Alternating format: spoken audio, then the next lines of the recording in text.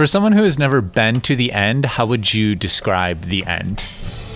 Tiny little rectangle stage. It's like a milk carton on the floor vibe. Just like an old school music venue. Classy dive bar. What's classy about it? Just... The bathrooms are bad. The stage is small and close. We don't have private bathrooms for the artists. We don't have parking, right? That's the biggest thing. Everyone wants to know where they park their freaking trailers and trucks, and we don't have it. The first experience that I ever had at the End was going to a show at Exit Inn. Across the street from the Exit Inn, there's this like little old building with a chain on its door that says The End.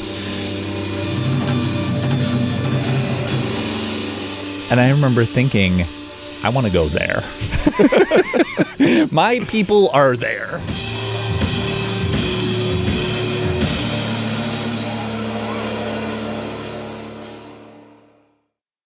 Can you give me a first name, last name? First name, last name. I can give you all three names.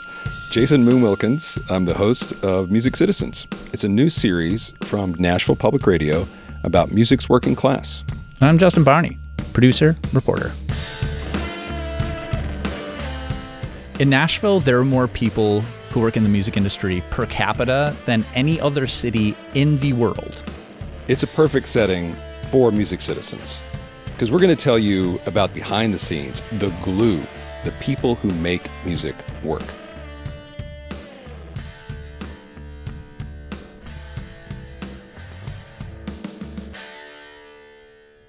We're doing this series at a time when venues like the End are in trouble. You've got gentrification, rising rents, corporatization impacting booking, all of it. It's so much so that in the UK, there's a wave of support for saving some of those venues. In Tennessee, a bill just this year that would pave the way for helping those venues with leases just passed. And I think we're seeing this because even at the highest levels of government, people understand even the biggest artists need a place to start. And the End is a place like that. Could you read some of the names on the wall? Read some of the names? Yeah. On the wall back here? Yeah. Oh, what we got here? White Stripes. I had never heard of the White Stripes when they played here, to tell you the truth. It was on a Monday night, and we took a chance on it and wound up selling out. Paramore played their first show, Nashville at the End. Bruce and Haley have lots of pictures together.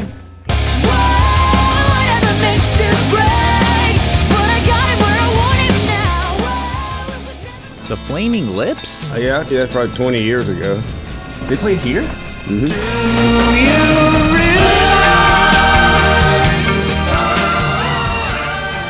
Yeah, a lot of bands play here when they first get started, you know. So. I was surprised to see the names on the walls.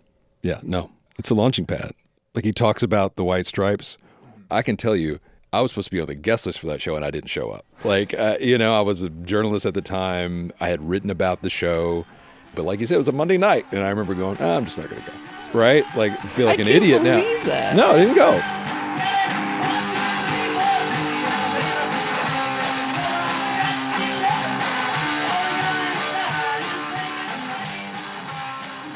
What was your first experience with the End?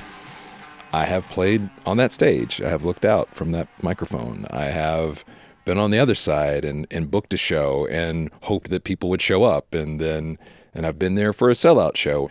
So I've got to experience it from all these different angles. And as we discovered, the one constant was Bruce. All right. Get that right there. Get this out of the way. Getting the lights on. I spent a couple days at the End. A thing that just blew me away was that this whole place, the End, with the names on the walls and all of its lore, is precariously held together by one 80-year-old man who does the job of 10 people. What does Bruce do every day? Come here without fail He shows up every day. What I do? Yeah. Bartend, book the bands, clean the place up. Restocks the whole bar, orders all the beer orders, changes all the garbage bags, puts the garbage in the dumpster. He does everything. What are you doing now? Sweeping the bathroom floor. Like, at one point, there's a marquee, and he pulls this rickety ladder out of the yard, and he sets it up on the marquee, and this 80-year-old man gets up on this tiny ladder, and he puts up the new band on the marquee. There you go. Get all these empty beer bottles, beer cans, and craft beer.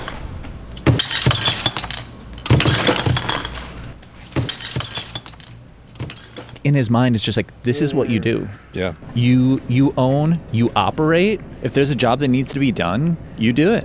Getting ready to mop his fill up. Not very exciting, but one of those very boring, mundane things you got to do. I mean, is that normal? You know, I toured for a big chunk of my life, and I got to see lots of venues this size. Mm-hmm. So if it was a single owner operator, there are a lot of Bruces in the world. Mm-hmm. There were people that I met in Seattle or in New York or Champaign, Illinois, that this is who they are, this is what they did, and they were almost always characters, and this was a huge part of their identity. This wasn't just their job, this is who they were and are. I don't mind working 6 days a week, didn't bother me. Sometimes 7 days, sometimes I work 21 days in a row. Wow.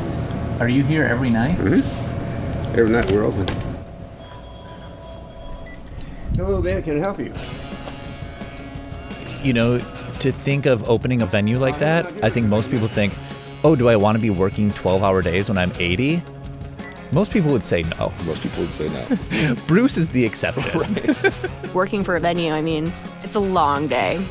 You're there from 9 a.m. until 1, 2, 3 a.m. That is Alyson Estes. She is the talent buyer at Exit Inn across the street. She also kind of has a job at the end. I don't really have a title, but I'm like unofficially, people call me the assistant GM. Why don't you have a title? Because I'm not a salaried employee or anything like that. I have an organized deal for like kind of some payment, but no. It's understood that I'm going to help him do X, Y, Z and more if needed. Why do you do it? Because I love him and I love the inn. So after being janitor, opening shift crew, building manager, stocking the inventory, changing the marquee, and other duties as assigned, he goes to the end of the bar, he sits on a bar stool, and he opens up his laptop. Let's see where I'm at on some of these emails.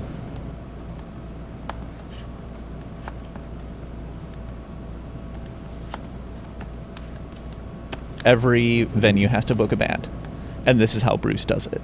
So they email Bruce at his email that they somehow find. Yeah. Bruce goes over his emails on his laptop slowly. Can you just read it out loud? Same manager as Green Day, a band, Jacob Kulik. Not familiar with him. If he's heard of you, he will book you. If he's from an agent, he'll probably book you. And he just goes from there. I don't really know what his rhyme or reasoning is. Yeah, I don't know. I guess it's just a gut feeling I get, I guess, you know. Is there another way? This setup is becoming more unusual. The reality for most of the independent venues where most people go, so a lot of them are booked by corporations at this point, or small businesses that might book multiple venues in multiple cities at one time. There's a practical reason for that, and there's no judgment about it. That's just the reality of what's going on. Yeah. But what Bruce does is not the norm by any stretch these days. He's been able to be this repository for the island of misfit toys, and that opened his doors literally to a lot of just various and cool stuff. I've seen all sorts of shit here, you know what I mean? And we were like a rap funk metal band, so, you know, it was just a place that everyone can go and let their freak flag fly, you know what I mean? There have been ongoing electronic nights. There have been underground and backpack hip-hop nights. There have been death metal nights. I think what he kind of prides himself on is giving people a shot where other venues might not welcome that scene, and they find their home here. Why do you think he does that? He just loves to buck the system any chance he can get. Bruce he's got a system of his own. So now I got to get my calendar out and see if there's anything in May that makes sense. Let's see here. So this is a paper calendar. Right. Yeah. He gets out a paper calendar.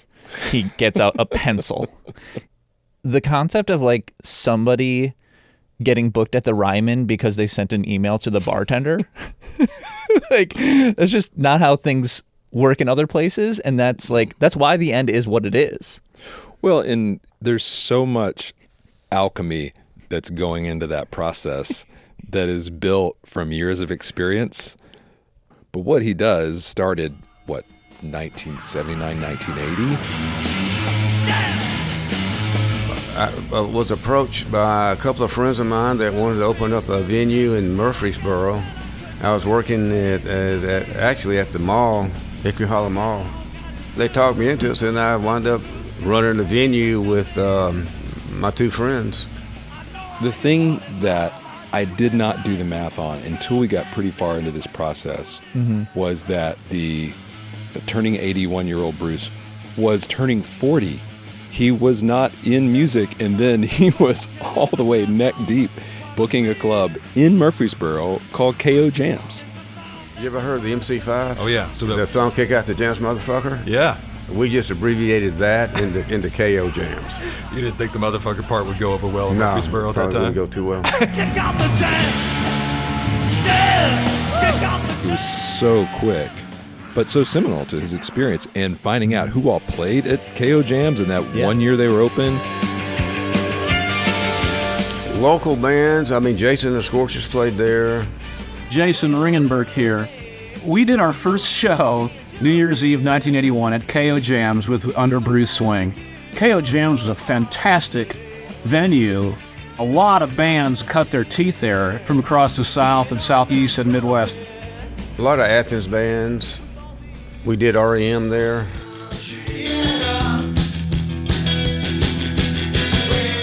REM and Jason and the Scorchers, and him telling the story of that's how he really got to know REM as a band.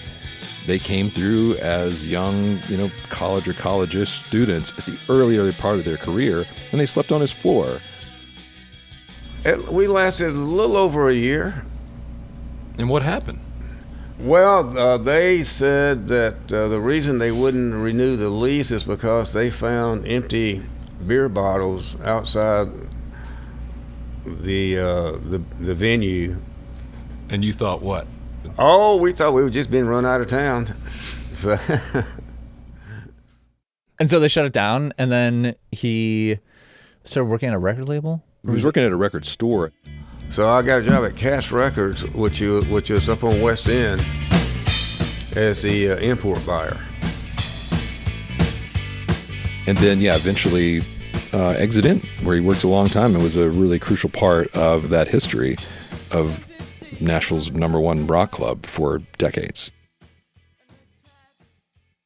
People have these Bruce stories, but the #1 story that people like to tell is Red Hot Chili Peppers' Thanksgiving at the Exit In.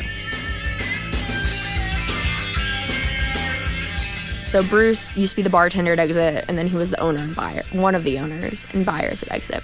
And he had booked Red Hot Chili Peppers on Thanksgiving one year. Before they were the Red Hot Chili Peppers, they're just any other band that's playing at Exit In that day happened to be Thanksgiving. And he decided to go down to one of the local eateries. Can't remember which one. We just got the basic, Thanksgiving dinner stuff from Morrison and set it out on the bar, and just had for Thanksgiving for the Chili Peppers. He served them their whole Thanksgiving meal on the bar at Exit In that night. That's very sweet and very fun.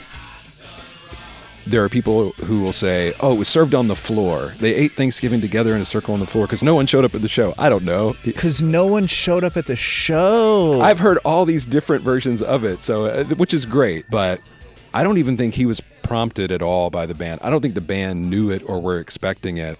You know, you can just imagine Flea, Anthony Kiedis. You're like, well, people in Nashville are kind of nice. Pass the gravy. That story, to me, rings true of, like, Bruce's personality. He helps people. He helps people in their career. He helps bands at the beginning of them being bands. That's who he is. Bruce, he always gives the absolute best presents at Christmas. He makes sure and brings presents for the kids or the dogs whenever he walks in. That's Angela. She bartends at the end. And she has known Bruce since she was 6 years old. Back to Alyson. He likes mint chocolate chip ice cream. He loves going to movies during the day. He has pet snakes. I know a lot about snake law. He loves clothing. He imports those button-down shirts from the UK. He has very expensive clothing. I noticed that. Alyson has a tattoo of Bruce on her body. Right. They sell stickers in the end that say, I love Bruce. I mean, I couldn't tell you the name of a single other owner of a venue in town. But there's something about, like, Bruce's presence, ever presence, that is endearing. Probably because he's owner-operator and he is there 12 hours a day. What are you doing now? What's that? What are you doing now? Checking the beer cooler, see how much beer I need to put in there at some point. There are so few places like the End because this is not what you would look at and think, oh, that's a really sustainable business model. Let's throw a bunch of musical darts at the wall, hope people show up. It's not even replicable, really. Pretty much all the money comes from beer sales. Every now and then we might do a rental. There have been so many small independent venues like the End that have opened and closed in the span that Bruce has been grinding away at the End. Very few people, the 5 Spot, D's, Station N, there's only a handful left who are truly, they're just doing it. It costs a lot to run this place. Amy D from D's Country Cocktail Lounge. Why do it? Because I'm a lifer. I've been in this business since '97. I didn't go to college. I don't have a trust fund to look forward to. What else am I going to do? And then you see others fade and you're still here. And Bruce, fellow lifer, is just holding it together every night. Bruce, we're just before bands are starting now. What are you doing in this time? Waiting for people to show up. Thank you. Hi, how are you? Can I just see your ID? Yeah, Thank I got you. you right here. Perfect. I'll see them at the top of your hand. All right. Thank you. Thank you. Yeah. Okay. I like that he's the bartender too. Right? It's awesome. It's awesome. Hey, could I get a Michelob Ultra, please? Yeah, we do have a $10 minimum on cards. Okay, how much is this? 6. You can leave it open and run a tab. Come back and get one. Yeah, we'll do that. You could be Dave Grohl and walk in, and he would not give a fuck. He would be like $10 minimum. You did the hands. $10 minimum. Give me my cash. Bye. You know, he does not care. He treats everyone the same, and to an extent, right? Mm-hmm. But, you know, he's just here to run his venue, have a good time, and to go home. So, like, why do you think he does it? I think he likes being a part of the story. You know, having a small role in someone's success. Hey everybody, we're Egnasko Resource Run, and we're So Justin has been taking you through Bruce's day, behind the scenes, all the nitty gritty, but a big part of every day at the end is the show. So here we are on stage. Daniel Pujol, whose name is right above the green room, knows what it's like to stand on this stage. Tiny little rectangle stage. Tiny little green room. The ceilings are just high enough to where everybody can crowd surf. The mezzanine area is just enough off of the ground so people can dive off it without it being too high. So lots of broken noses. We keep a lot of ice packs in the back on hardcore nights. We usually give out half a dozen ice packs. We've got the 2 tiniest bathrooms in the world. And then in the very back, there's like a cigarette machine or something like that. And so if you're on stage, you can see who's at the cigarette machine. It's just big enough is that when it's totally full, it is right before an audience becomes a crowd. Bruce is able to do things economically at a smaller venue like the End that you can't do in a larger venue. He is able to give bands a larger portion of the revenue coming in, which is way more important to them at that point. That's the difference between a hotel room or sleeping in a van, or everybody sharing a burger or everybody getting a burger. They don't get the chance to play to 50 people, 100 people, 150 people. They're never going to get the chance to play to 15,000 people. You can play to 50 people at the End. You can sell out the End and then move to Exit on the Rock Block, right? And then you can play Marathon, and then you can play Ryman. And there's a lot of great stepping stones in this town. And the End is? It's first step.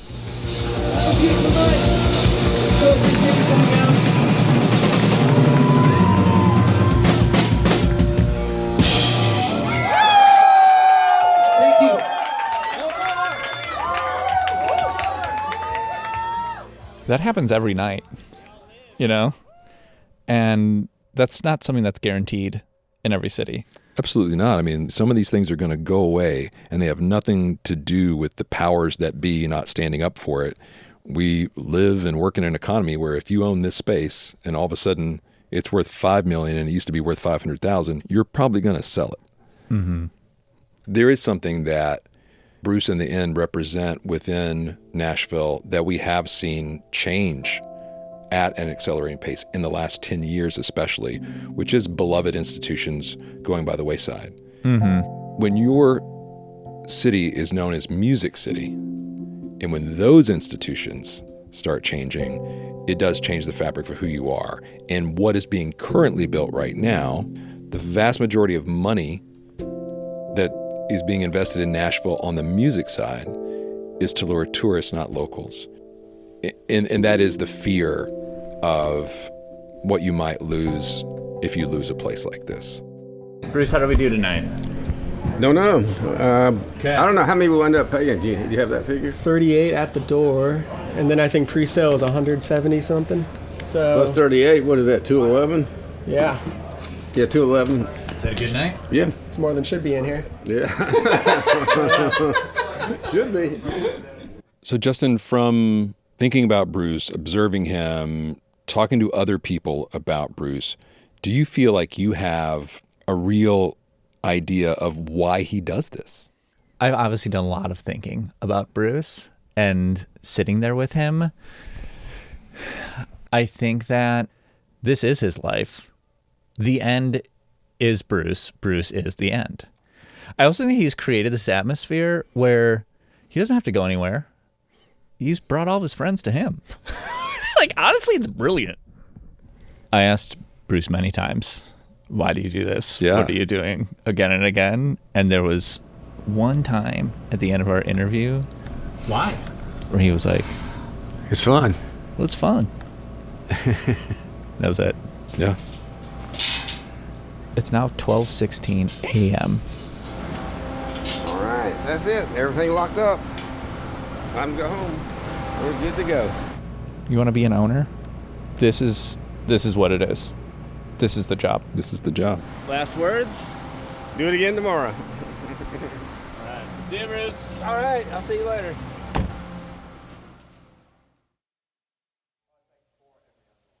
Music Citizens is a project of WNXP and Nashville Public Radio. A huge thank you to everybody who talked to us for this podcast. Could you introduce yourself? Yeah. Your name and what you do? My name is Alyson Estes. Unofficially, I want to say the assistant general manager for Bruce at the end. Can I get you a beverage or a beer, shot, cocktail, martini? Awesome. Amy D from D's Country Cocktail Lounge. My name is Brennan Wedl. Hello. Can you say your name?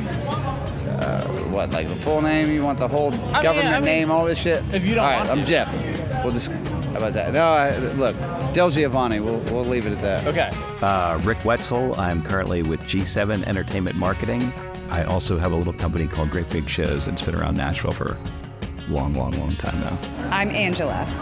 And what do you do here? I'm a bartender. What's your name? I'm Eric. Could you tell me what you do? Yeah, I'm just a freelance sound guy here. So I come in and run the sound system probably twice a week or so.